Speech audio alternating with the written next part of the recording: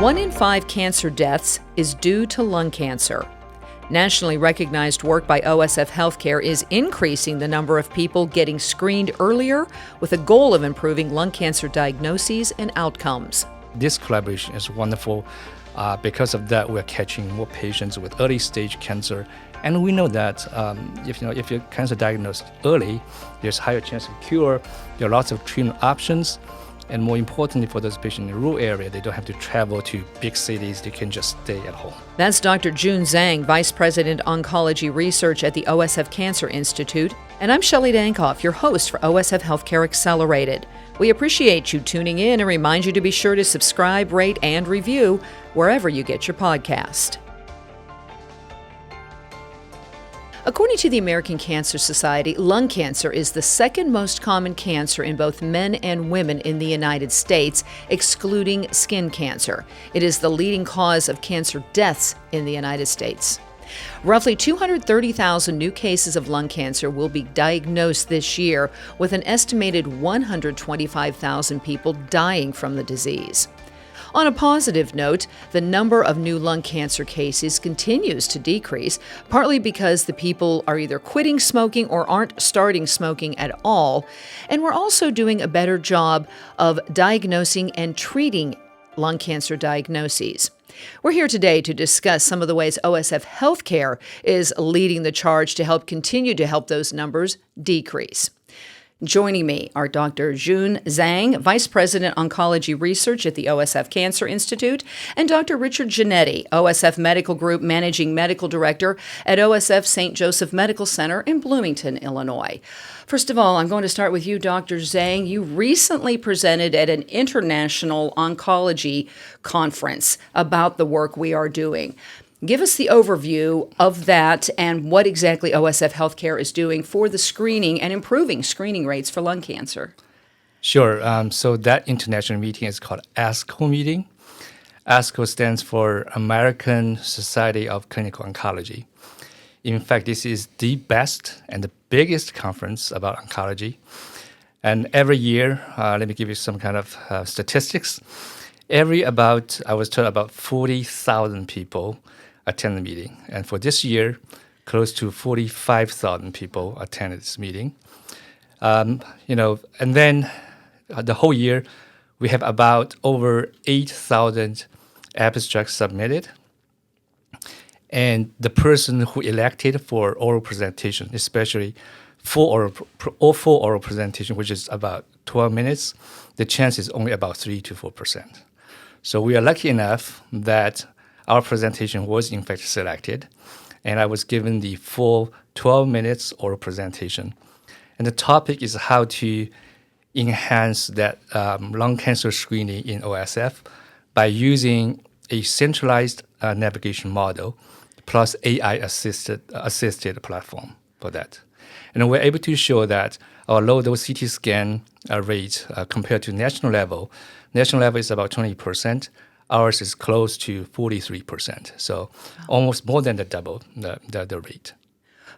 And we've been working on this a number of years. It's not something we just walked in a year ago and said, hey, let's try this. This has been a long journey, hasn't it, for OSF HealthCare? Why the decision to go there? Yeah, so OSF definitely did a lot of great work, right? So the data I presented was starting from 2020 all the way to fiscal 2025 years, 6 years.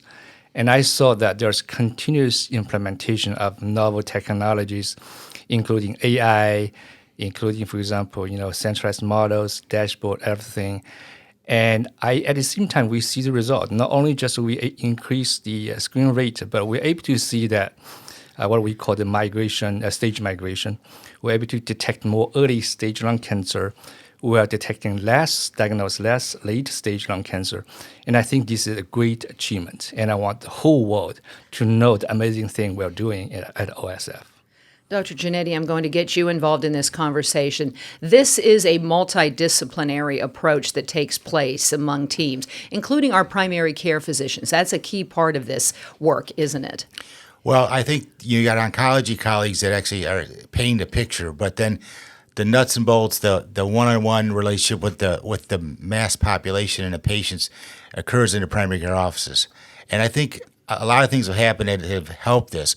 And one of them is, the integration of this technology, our EMR. Okay, we can actually have notices where people are appropriate for screening, for a lung cancer screening, and it pops up in front of the physician or the APP, and they can have that discussion with the patient if they want to proceed with low-dose CT scanning, which is the gold standard for diagnosis. There are other options, of course, but the CT is the one we tried to migrate to. So that has really helped. Plus, we have the dashboard that we track how we're doing on multiple quality metrics. This is one of those that we look at.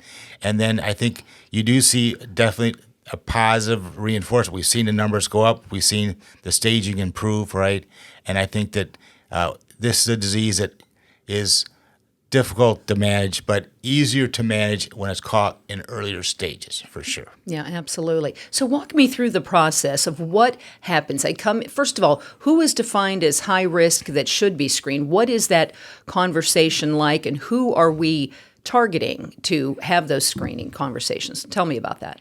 Well, the indication for low-dose CT scanning are patients 50 to 80 that have a 20-year pack smoking history and have not quit or continue to smoke within the last 15 years. Okay, so 20-year pack history would mean, well, you could smoke a half a pack of cigarettes a day for 40 years or a pack of cigarettes a day for 20 years, right? So that's the breakdown. And then they would get the CT scan, and then based on criteria, if it's greater than centimeter in size or other findings on CT scan, they will potentially go on to additional treatment, which may be biopsy, right?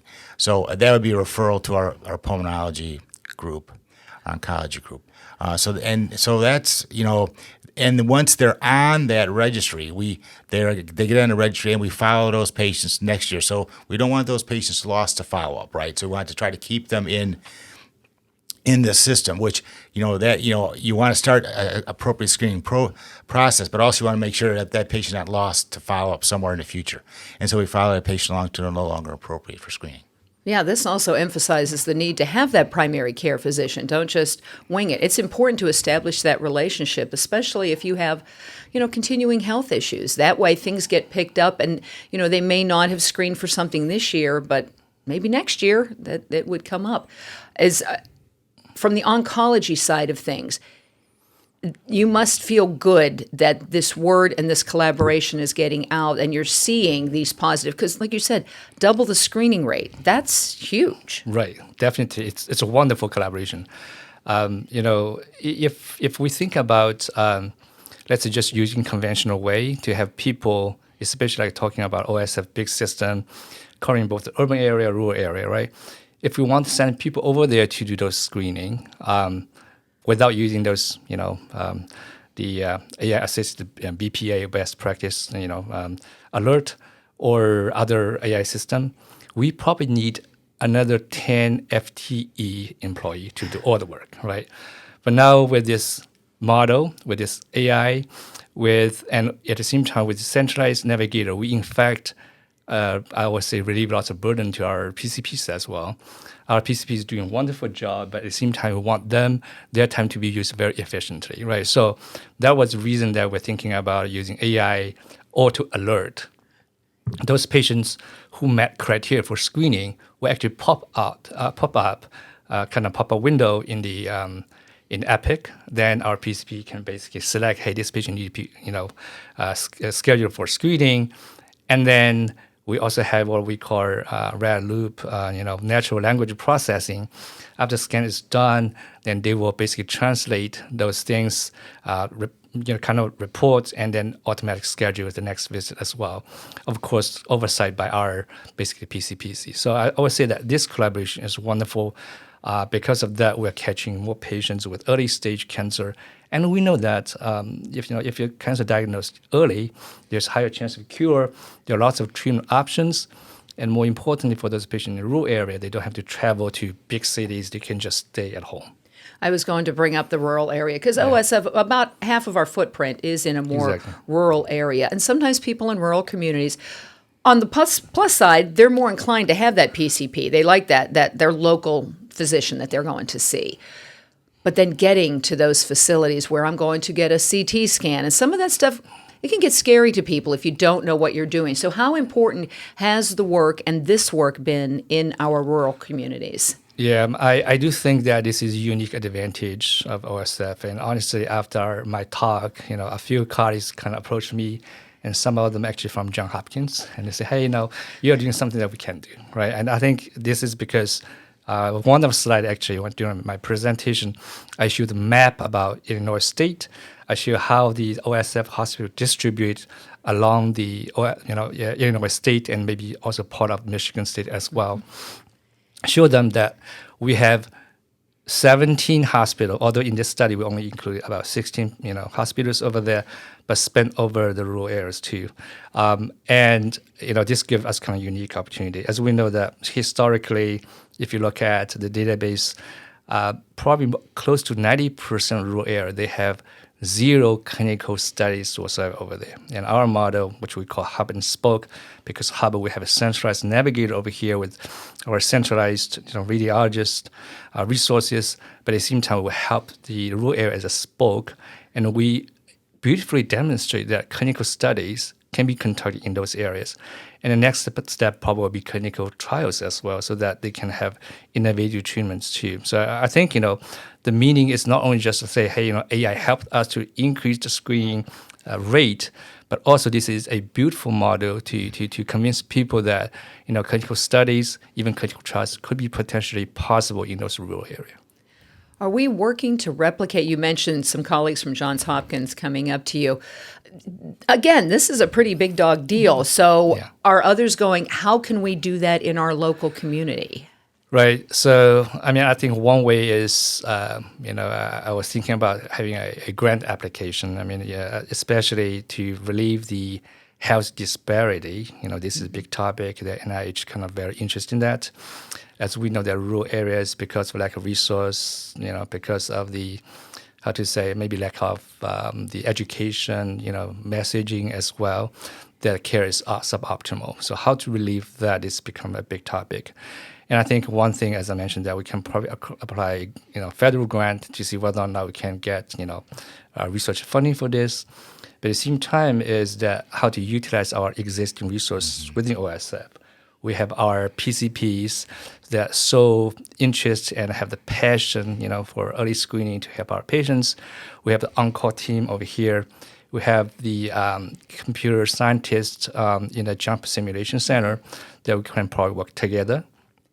I also yesterday had a chance to meet people in our foundation department and talking about whether or not we can, get some of the support from through our philanthropy as well, because this is really not only just from, the sake of AI, but we are really, really saving people's life. One of the audience actually come up to me saying that, in this ASCO meeting, we have lots of report about using new drug, which sometimes we have to spend billions of dollars to save patients.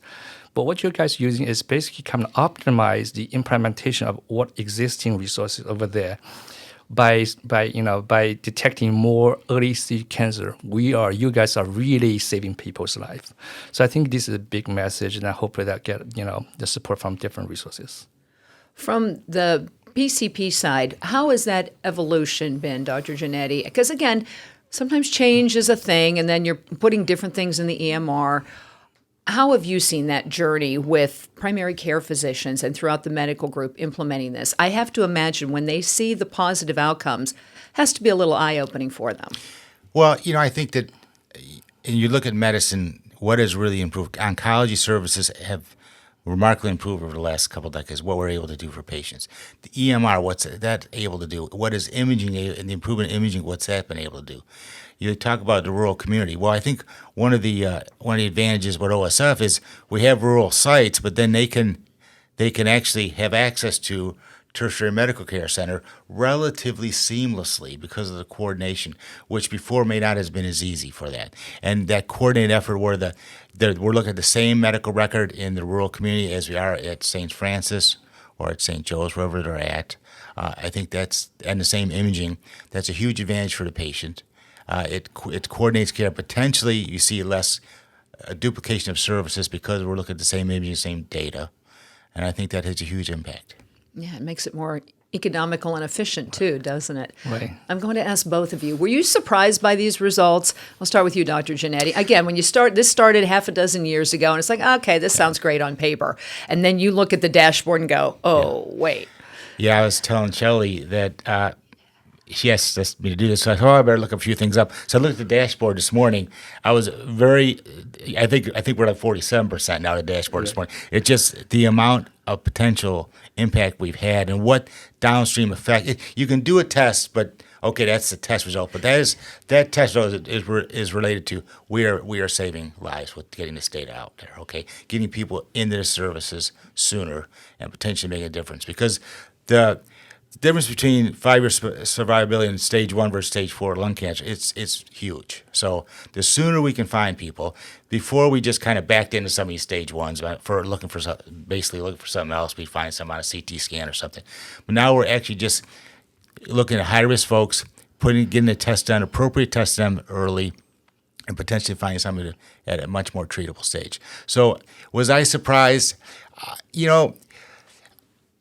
The uptake across our group, it wasn't really a hard push. I mean, it just kind of it made sense. And if you tell a good story, it makes sense. People want to do the right things.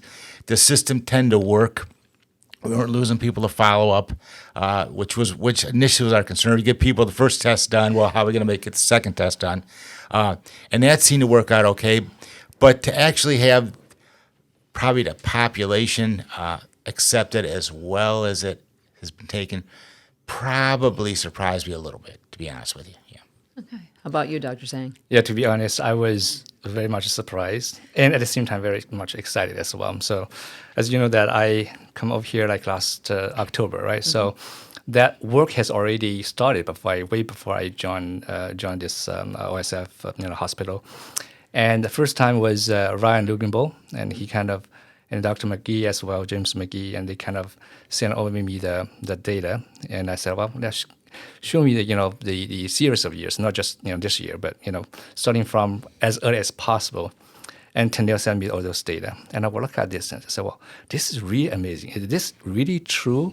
Because the national level of our screening is about 20%. And I recall that 5-6 years ago was about 15%. So you can imagine that every year just improve like 1%, right? And ours, I see like the line is, the slope is really steep. From 2020, I recall was about 18%. Now fiscal year 2025, 43, and you just mentioned that, well, close to 47%, right? So certainly I was kind of a little bit surprised. I look at the state data as well, is very parallel to the national level, which is about 20%, a little bit higher, but about the same slope, like 1% each year. So definitely I was kind of, surprised. And that's the reason that I gave Ryan lots of questions. Are you sure that we're not double screening patients? How do we explain that we have continuous increase? Because the slope is amazing. Sometimes you implement something, you see some increase, but ours every year steady increase. What is really the mystery over there? So I kind of questioned him multiple times, but every time I got a satisfying result, I kind of really much convinced that this is actually true. And in fact, I summarized in one slide when during the presentation. 2019, we have central navigation model. 2020, we have, for example, AI-assisted BPA. And then later, 2020, we have, for example, red loop natural language processing. And then followed by next year with the update about the U.S., Preventive Medicine Task Force, update of guideline. And then we have the dashboard. And last year, we also have the blood-based study, which is another interesting, story that patients initially decline, low-dose CT scan, but 100% of them, they are okay with blood work. And some of them, because the blood work shows something concerning, then more than half the patients eventually agree with the low-dose CT scan. So you can see that this is really evidence-based. Every year we have new implementation over there, either with AI technology or with kind of centralized models or better use or optimized use of any resources.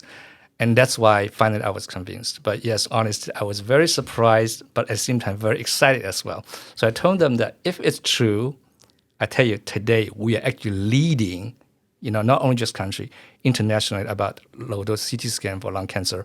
And that was to be reported and to be published.